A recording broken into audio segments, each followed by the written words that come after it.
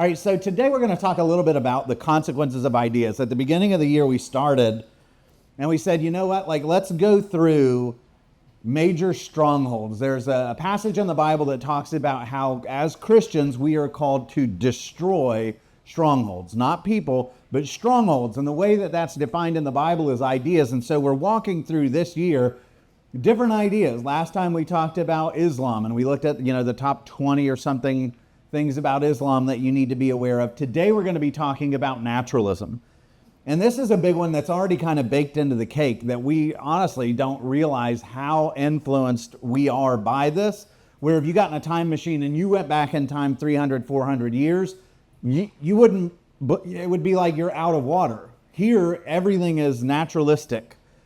If you went 400 years ago, everybody put a huge emphasis on the supernatural. And so if you ever hear these terms, this is what it's talking about. The pre-modern era is when everybody just assumed God is real. There's a supernatural realm. And by the way, that supernatural realm dictates what is true and what is moral. So there are absolutes, regardless of your opinion, regardless of what the popular whims are of the day. Like, there is a truth, it is absolute. There is a morality, it is absolute. And special revelation, meaning what God says or what the divine realm says, trumps every other truth claim. No matter what comes in front of you, if the scriptures say that the sky is blue, if all the evidence says the sky is green, the sky is blue. And so your meaning and your value come from above. And that was the understanding of the world. Everywhere you went, it was like, well, of course, that's just the way it works. And then we moved into the modern era with the Enlightenment. And mankind, and there was a lot of wonderful things about the Enlightenment. Man started figuring things out, making advancements. And he says, you know what, I can figure this world out on my own. And so the basis of truth shifted from, does heaven say so, to, well, if heaven says so, yeah, that's nice, but we're going to go verify it, and men are going to be the determiners of what is true. And so we became skeptical of all traditions. You live in a world that looks back at anything old and ancient and is skeptical of it, right? More and more and more so. We look back at the Bible and we're like, really? We look back at our Constitution, it's like, well, that's when they, like everything we do, we look back at the old and we go, that's dumb, because there's an arrogance where man is saying, we know better. And so when the modern era came, you had a lot of guys that were Christians during the Enlightenment, Christian scientists, and they would say we're chasing after God's truth. And they would develop unbelievable things. Some of the most famous scientists in history were believers. But you also had the other side that was skeptics that says we don't need this religious stuff anymore. Man is going to make a utopia in the world. We are going to perfect everything. We're going to have medicines, and the world's going to be a utopia once man develops technology. And we see how that's turned out. And so men required tangible evidence for belief, and people began to move away from the supernatural. And so Immanuel Kant, we're not going to go too nerdy on this part, but Immanuel Kant in 1781 publishes his famous work, Critique of Pure Reason. He's kind of the father of this rationalism idea. And he says, all our knowledge begins with the senses, proceeds then to understanding, and ends with reason. So if you were in the pre-modern era, where does your knowledge begin? Yeah. With God. Wisdom comes with the fear of the Lord. It's like from heaven. And then he's like, now it comes through the senses. And so truth is determined by what we see. And so you have all these different claims about how we got here, right? Like everything suddenly came from nothing. Well, that doesn't work, and nobody believes that anymore. The popular one back then was that matter had existed forever with no cause. Well, we know that that's not true. Even science has abandoned that one because we know that the universe had a beginning now. The two popular ones now that atheists run to or naturalists run to, they'll say we're living inside AI or an artificial matrix. How many of you have heard that? Seriously proposed. There's a lot of people who are running to that, right? And then the other one is there's a multiverse and a multiverse generator, because it doesn't answer the question of God. So then they're like, well, there's a multiverse generator. And it's like, well, what do you call that? What generated that? And then finally, a personal designer that created all things. And so you got all of these different things where you have the theory of origins coming along. But and none of it, by the way, the reason I bring that up is modernism doesn't give you any leg to stand on, because every single place that you run requires faith. Every single one of these requires something to be eternal, requires something to be unmade, requires something to be powerful enough to bring everything into existence. And there's just a desperation to say, well, that eternal, uncreated thing that's powerful enough to bring all of existence, we just don't want to call it God. It's multiverse. We're an AI. Well, who created the AI system? Like, you can't answer those questions unless you land where you have an eternal, uncreated, powerful being or something, mind, that builds a design for you to live in. And there's this allergy because of the supernatural. Naturalism is a rejection of the supernatural. You have to land there. Like, you're left with no other choices. But we went through modernism thinking we are going to become the measure of all things. We are going to become the arbiters of truth. And that ran into the postmodern era. You've probably heard that expression. Well, what is that? Truth becomes entirely relative. Mankind goes, you know what? Like, really, apart from God, we don't know what's up and what's down. And your truth is good, and I have a truth, and everybody has their own truth. Morality become individualized. You know, that makes you happy, you go do that. This makes me happy, I'll go do this. And morality just dissolves, and everybody does what they want to. All authority structures are questioned with cynicism, all of them, including morality itself, government itself, history itself. Every category begins to be questioned with cynicism. People have the my truth things. Demonstrable natural laws are abandoned. Like, you look at our culture where you can look and see this behavior is demonstrably bad for you. And what trumps evidence and rationality and reason and experience? Well, I don't feel that way. And it's like, your feelings don't matter. You're like, that is demonstrably bad. And it's like, well, my truth is, I just make up truth as I go. So that's okay for me. And perceived experience begins to shape reality. So French philosopher Jean-Paul Sartre says, how can there be eternal truth if there's no eternal mind to think it? Do you get it? Like, once you do away with God, once you do away from the one who wrote the story, who wrote the design, who wrote the code of our universe, if you get rid of him and there's no such thing as him, then there can't be such a thing as a code. And therefore, who are you? Like, there is no eternal truth. There's nothing that survives and reigns over all of humanity. Foucault says truth is a thing of this world. It is produced, in other words, not of that world. It's produced only by multiple forms of constraint, and that includes the regular effects of power. So what is he saying? Anytime someone comes to you and makes a truth claim, there's no such thing as truth. Truth only exists here, and if somebody's telling you something's true, it's because they're making a power play on you. They're trying to say, this is what you should do because it benefits me or my people or whatever. And so truth became a power thing. It's individualized, it's all feelings. And so I love this quote from C.S. Lewis talking about that desire to say, I can't trust anything. This is brilliant, right? He says, you cannot go on seeing through things forever. The whole point of seeing through something is to see something through it. If you see through everything, then everything is transparent. But a wholly transparent world is an invisible world. To see through all things is the same as not to see. Do you get how brilliant that is? Like, if you question and you're a skeptic of everything, including the things that give you a basis for your skepticism, because you got to rely on something. Language, meaning, words, something means something in your life. But if you see through everything and nothing means anything, then you're blind. You can't see anything if you see through everything. And so that is where we've become as a culture. And I love this Chesterton quote. It's long, but I'm going to read it. But you see how ridiculous we've become. He says, the new rebel is a skeptic and will not entirely trust anything. And the fact that he doubts everything really gets in his way when he wants to denounce anything. And then he explains this. He says, for all denunciation implies a moral doctrine of some kind, and the modern revolutionist doubts not only the institution he denounces, but the doctrine by which he denounces it. As a politician, he'll cry out that war is a waste of life, and then as a philosopher, that all life is a waste of time. He will denounce a policeman for killing a peasant, and then prove by the highest philosophical principles that the peasant ought to have killed himself because his life is meaningless. He goes first to a political meeting where he complains that savages are treated as if they were beasts. And then he takes his hat and umbrella and goes to the scientific meeting where he proves that they practically are beasts. In his book on politics, he attacks men for trampling on morality. In his book on ethics, he attacks morality for trampling on men. Therefore, the modern man in revolt has become practically useless for all purposes of revolt. By rebelling against everything, he has lost his right to rebel against anything. Brilliant. And that's the world we live in. Do you know that, like, in the ancient, like, you go back not far, I said ancient, not that long ago, we agreed on truth.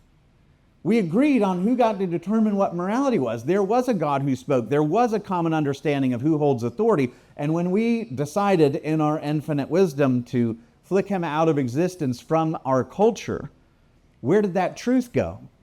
We have no overarching umbrella that's over all of all mankind, so who gets to determine truth? Well, all of us do. And who gets to impose truth?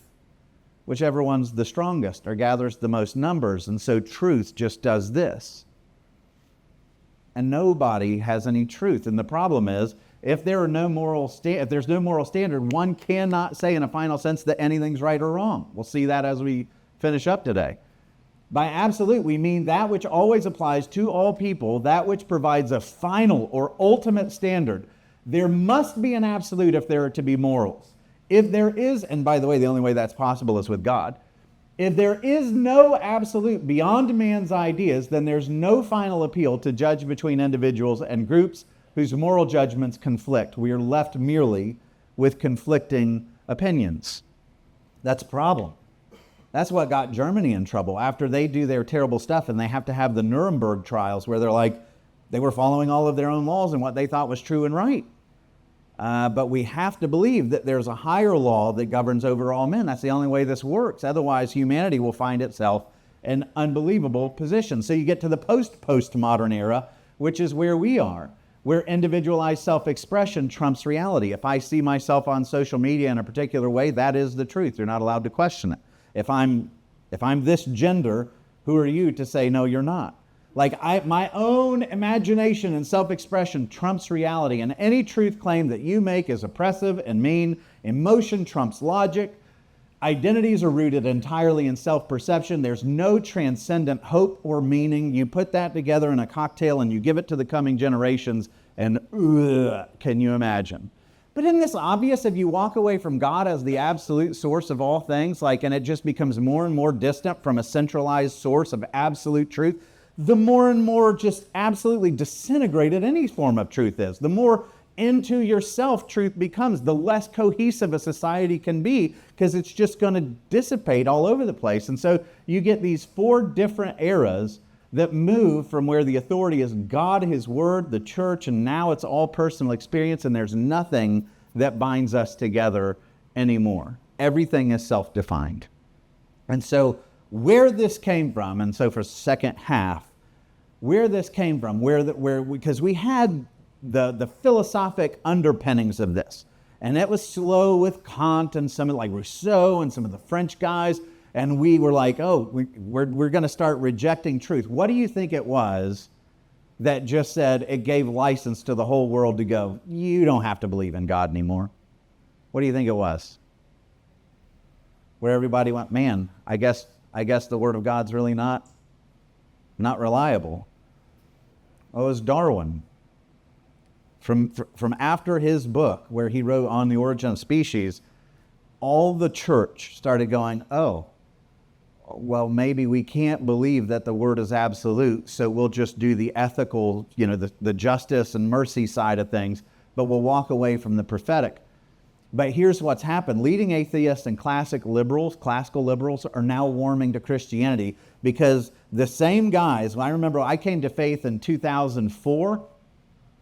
This guy was like at the height of his popularity right when I was starting to be discipled. Richard Dawkins, the most famous atheist evangelist, written all kinds of books, The God Delusion and others. And what he said then, like unbelievable hostility toward God. God is a malevolent bully. He's all these terrible things. Well, this guy's an evolutionary biologist at Oxford University. He's known as the leader of the new atheist movement. And this is like what he used to say. I'm quite keen on the politics of persuading people of the virtues of atheism, which means get rid of the absolute. Bad ideas foisted on children are moral wrongs. We should think harder about how to stop them, like keep these kids from hearing about God. The big war is not between evolution and creationism, hear that, but between naturalism. Do you believe everything can be explained by us here, or supernaturalism, where you believe that there is a divine realm that interacts and determines things for us, including truth and morality? The sensible religious people are really on the side of the fundamentalists because they believe in supernaturalism, and that puts me on the other side. And so what he's saying is, there's a war going on between naturalism and supernaturalism, to which I would say, amen, yes, there is. Which side do you want to be on? And what he would say back then is the supernaturalists are making a mess of the world. Look at what Christianity has done and Islam has done, and we need to get rid of these categories of God because, gosh, they're so oppressive and they're so terrible. If the world was just atheistic, well, it would be so amazing. If we were just naturalistic and didn't believe in anything beyond the natural, it would be great, until Jordan Peterson came to him and asked him a question. He says, okay, you're a classical liberal. You love the pursuit of truth. Do you think the atheistic movement that has taken root and has power today, including all the woke stuff that is now threatening liberties of people being able to speak and censoring them online, and you look at how Islam is just totally taking over Europe, do you feel like what you've done to Europe with your new atheism that has totally gutted the church, is that a good thing? And Dawkins is now saying things like this. This is now last year. I call myself a cultural Christian. Dude, if you read Dawkins in 2007, he said it was the basis of all evil in the world. But now he's seen what it's done to his homeland, and he's like, I call myself a cultural Christian. I like to live in a culturally Christian country, even if I don't believe a single word of Christian faith. I sort of feel at home in the Christian ethos, and I feel that we are a Christian country in that sense. So I call myself a cultural Christian, and I think it would be truly dreadful if we substituted any alternative religion. And in that sense, he's talking about the wokeism, which he says is a religion, which it is, or Islam. He's like, those things make places hellholes, and they do. And he's like, count me a cultural Christian because I know at least they'll let me speak. They'll let me pursue. They give me liberty to say things that are unpleasant to them. These other groups crucify me every time I say anything against them. And so, truth number one, like the people, and there's plenty of examples of this. Will and I did a podcast episode like 2 years ago or a year and a half ago on this. So truth number two, Darwinism helped to fuel what C.S. Lewis called chronological snobbery. And so what that means is, if everything started low and we came out of, the primordial ooze and evolutionary, macroevolutionary stuff made us into, then we're just getting better and better and better and better and better and better and better and better and better. And so if everything is just improving and we're getting smarter and better and fitter and, all the things, then that means anything that comes out of the past is what? Dumb, old, decrepit, archaic, worse. And that's the way that people begin to be trained. Everything old is bad. The Bible, that's like 2,000 years ago. The Constitution, really, 240 years, like, come on. And this is the way you begin to see the world. And now modern atheists, they're like, yeah, we believe in the same ethics that Christians believed. Well, the reality is it's 2,000 years of Christian morality that dragged atheism up the hill. And they wake up right now and they're like, of course we believe in the same ethics as you. And it's like no time in history did atheistic cultures ever believe what we believe. And by the way, the longer atheism begins to triumph in our culture, what happens to our ethics? It's all reverting back to Rome and Greece. That's an interesting study. Our culture's disintegrating back to where we came from, a really not so great place. And C.S. Lewis says, we all want progress, but if you're on the wrong road, progress means doing an about turn and walking back to the right road. In that case, the man who turns back soonest is the most progressive. So be the most progressive, turn back, because the road we're on right now, this naturalism stuff, is gross. And I want to show you real quickly what happened when naturalism really took hold. Because ideas have, there's a line out there that I love, that's ideas have consequences, and bad ideas have casualties. And that's a really true statement, right? So Darwinian evolution didn't start with Darwin. You go back to the 6th century BC, and Anaximander, whatever, said that we came from fish-like creatures. Darwin's grandfather, Erasmus, wrote about coming from one common ancestor in 1794, 60 years before him. Natural selection was developed by a guy that he gave a speech with in 1858, and Darwin stole it and wrote the book and got all the credit, but that's the guy who came up with all his natural selection stuff. Darwin's original manuscript attributed adaptation to a creator. And so when Darwin first came out, he's like, oh no, Christians, don't be scared. We're all on the same page. In fact, in his book, he's insisted that his observation should not shock the religious views of anyone, which they should, by the way. He says there is a grandeur in this view of life with its several powers having been originally breathed by the Creator. You hear that? Into a few forms or into one. And that whilst this planet has gone circling on according to the fixed law of gravity, from so simple a beginning, endless forms, most beautiful and most wonderful, have been and are evolving. And so he's like, no, you can still believe in God, which with evolution, but the reality is that's a whole nother conversation. It doesn't work right well, macroevolution. But in Truths 5, Darwin felt increasingly hostile toward religion the longer he goes. He said that it was only arrogance which made our forefathers declare that they were descended from demigods. He added that his theory would bring about a new era in which it would be thought wonderful that the naturalists should have believed that each was the work of a separate act of creation. And so this is going to be way better. He wrote that there was no evidence to make the sane man believe in the miracles in which Christianity supported. He acknowledged the morality of the New Testament being beautiful, but lamented that it can hardly be denied that its perfection depends in part on the interpretation we now put on metaphors and allegories. You hear what he's saying there? It's all dependent on us. So even though Christianity is beautiful, it's up to our interpretation, so it's really no good to us anyway. You see how that mindset set in during that lifetime.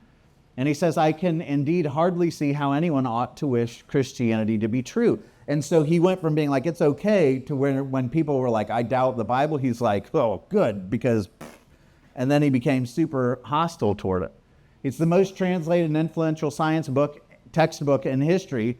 Most translated scientist in history, has sold millions of copies, still sells 100,000 every year. Truth 7, his views sought to offer a scientific justification for racism. And here's where we get into ideas have consequences. Listen to what he said in his book. So he said, first off, he's an abolitionist. So when he's talking in England, he's like, we should get rid of slavery. England would be proud to abolish slavery. But then notice that his books, On the Origin of Species by Means of Natural Selection, or the original copy was Preservation of Favored Races in the Struggle for Life. Well, that's weird. Preservation of favored races. What's a favored race? Well, in The Descent of Man, he tells us, at some future period, not very distant as measured by centuries, the civilized races of man will almost certainly exterminate and replace the savage races throughout the world. In his book, he lists them. The savage races are Africans, Australians, Mongolians, Indians, South Americans, Polynesians, and Eskimos. And somehow he doesn't get canceled. Interesting.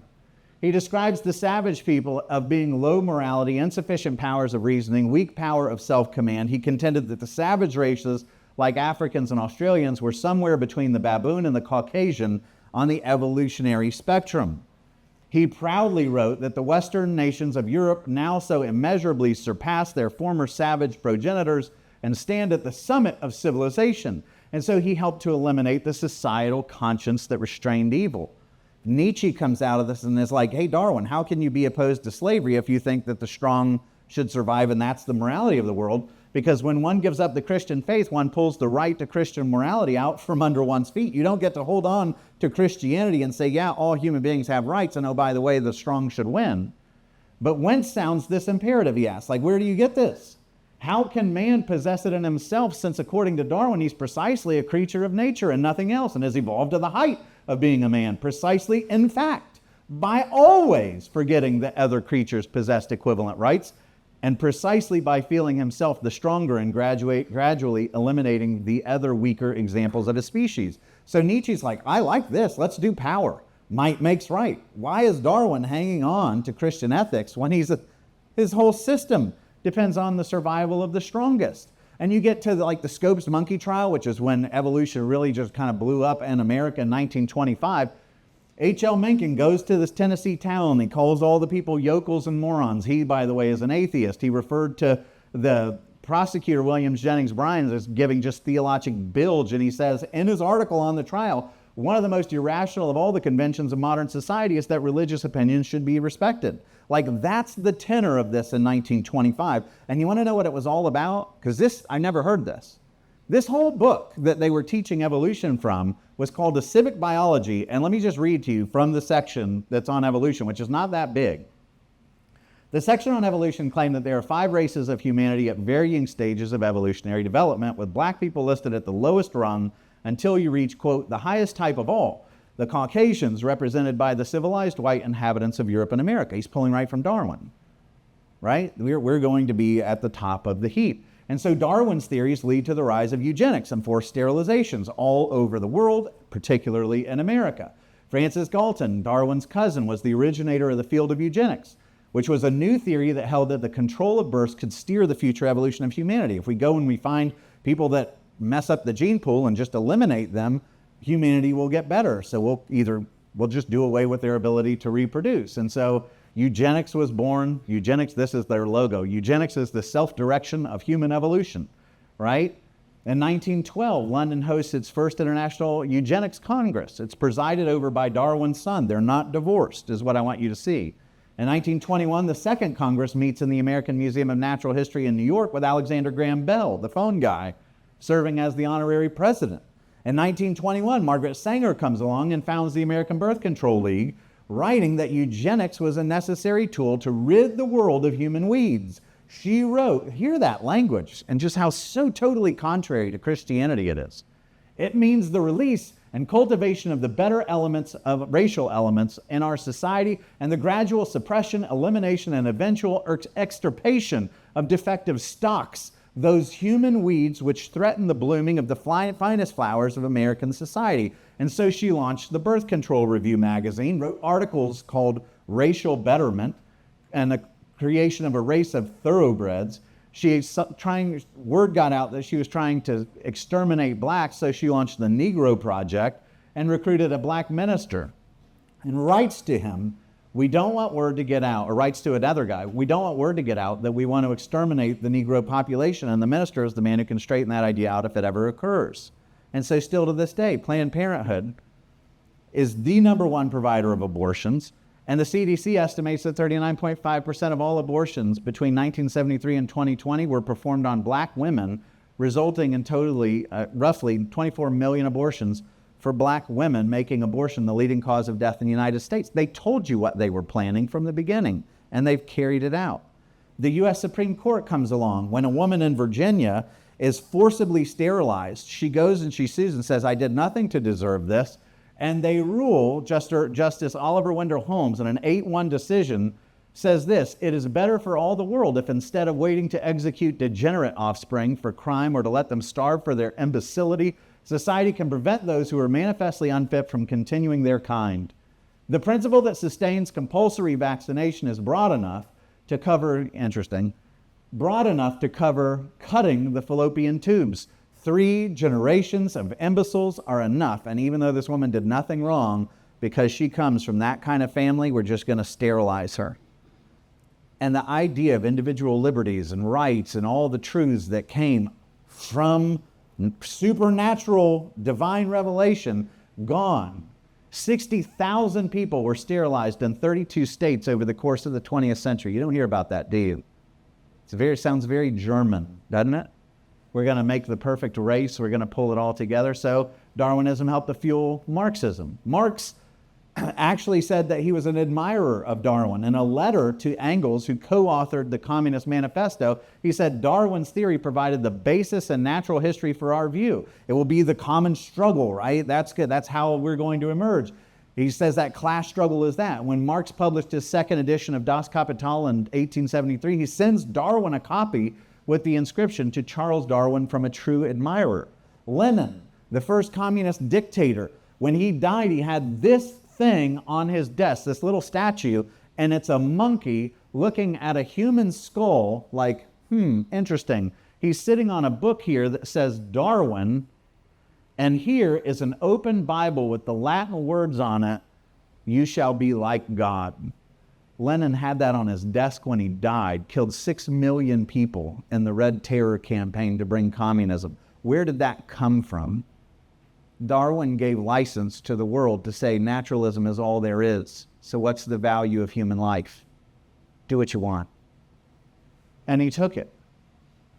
Stalin, this is from a biography of Stalin. At a very early age, while still a pupil in the ecclesiastical school, seminary, Stalin was in seminary, Comrade Stalin developed a critical mind and revolutionary sentiments. He began to read Darwin and became an atheist. This man will go on to lose that sense of anything special that comes with supernaturalism, and he'll kill 20 million people. Why not? He tries to develop literally an army of ape-human hybrids. Has anybody heard this? This is crazy. It feels made up. It feels like you saw this on X. But this is true. Where did he get that idea? Dehumanize it and just send out waves of these armies because we'll create an evolved form of soldier. Hitler's campaign was rooted in Darwin's belief. Listen to this is Hitler's own words. War is nothing but the struggle for the riches of nature. By virtue of an inherent law, these riches belong to him who conquers them, that in accordance with the laws of nature, you hear that, naturalism, naturalism, naturalism, naturalism. By means of the struggle, what's that? Where's that come from? That's Darwin language. The elites are continually renewed. The law of selection, what is that? Natural selection, justifies the incessant struggle by allowing the survival of the fittest. So how did Hitler in his own mind justify all this? It's all Darwin. Christianity is a rebellion against natural law, a protest against nature. Taken to its logical extreme, Christianity would mean the systematic cultivation of the human failure. Why? Because naturalism says survival of the fittest. Christianity says, like I put in your email, that the God of the universe came into this world and laid down all of his strength to rescue the weakest. Radically different ethics. Which world do you want to live in? One where naturalism takes hold? Because every time it's tried, it produces just god-awful things everywhere it goes. Or Christianity that relies on supernatural and a God who's amazing. In his book Mein Kampf, Hitler wrote, "A stronger race will supplant the weaker, since the drive for life in its final form will decimate every ridiculous fetter of the so-called humaneness of individuals in order to make place for the humaneness of nature, which destroys the weak to make a place for the strong." These are where these ideas go. We might be like, oh yeah, but I don't see any threat on the horizon now. Well, give it time. When they take root and they get power, there is no dignity to human life. It's proven this again and again. Truth 12, Darwinism stripped humanity of its inherent dignity that came with the spread of Christianity. And I just want to say, if you go back in time, the norm, and this is the last one, the norm was that humanity was, whatever. Homer said, "Give to him who gives, but not to him who does not give back. Let him die." Plautus says, "You do a beggar a bad service by giving him food and drink. You lose what you give and you prolong his life or misery." In other words, if they're weak or poor or sick, let them die. Plato, in talking about the good regime, says, those who are diseased in their bodies, the good regime will leave to die. And the corrupt with and incurable souls, they will put to an end themselves. That is clearly the best thing, both for the patients and the state. That was the norm. Christianity took everything that naturalism always landed on and went, no. And instead, the early church was like this. Aristides of Athens, "If there's any among them that is poor and needy, if they have no spare food, Christians fast for 2 or 3 days in order to supply them, the needy, their lack of food. We will withhold from ourselves to give to the needy." Or Origen, who says, "Let the poor man be provided with food from the self-denial of him who fasts." You get the difference? One runs totally contrary to everything that this world says. All of the naturalism, that if you're baked in and just marinating in naturalism, you'll find yourself losing your value of other human beings. But if you are anchored, rooted, tethered to supernatural truths and the supernatural example of what Jesus has done for us, it'll make the world a beautiful place. This is a huge debate. Julian, last slide. He was one of the last emperors. He's called Julian the Apostate, but he's writing about Christianity, one of the last emperors of paganism. He says, "It is disgraceful that when no Jew ever has to beg, and the impious Galileans, Christians, support not only their own poor, but ours as well. All men see that our people lack aid from us." And Christianity overtook the Roman world because the rest of the world saw the way Christians behaved and said, that's beautiful. The naturalism garbage is gross and empty and dark and it's yuck. And so how is it that we should live? We should live in a way to where those that are caught in the darkness of naturalism with no hope, no purpose, no truth, should see the way we live and take note. But then also, like when we're talking about strongholds, every time naturalism takes hold in a culture, and I mean, look at the last century, the greatest evils that came out of the last 100 years, all of them said Darwin is our foundation. That's not great. This is not great. It gives a justification for incredible evils. We need to contend for and to become people that are deeply rooted, that deeply believe that there is a supernatural realm, that it does have authority, that its design for morality is the truth. And by the way, we're hopeful that when the natural world doesn't seem to offer any sliver of hope with what we can see, touch, taste, and smell, there is a natural world out there that is masterful at bringing resurrection to dying things and dead things. Otherwise, this world is a nightmare, a waking nightmare, all right? So contend, tear down those strongholds, fight for supernaturalism. Don't be ashamed of it. It is the way the world's designed to be beautiful. Amen? Father God, Lord, I thank you for these men. I thank you for the hope that this world is not all there is, that it's not based on what we can see, touch, taste, smell, and hear, God, that there is a supernatural realm out there that speaks over us, that interacts with us, that gives us hope. And God, I pray that you would tear down the strongholds that say otherwise, because they only produce misery and greater degree than any other thing the world's ever seen. So I pray, God, that you would be with us, that you would give us hope in the supernatural. We thank you that you are a God who pours out your privilege to take care of the poor, that you pour out all of your comfort to come to a cross, to redeem us, to rescue us, to save us, because you're living for something greater than just this world. God, I pray that you'd give us hearts to do the same. We pray in Christ's name. Amen. All right, God bless everyone.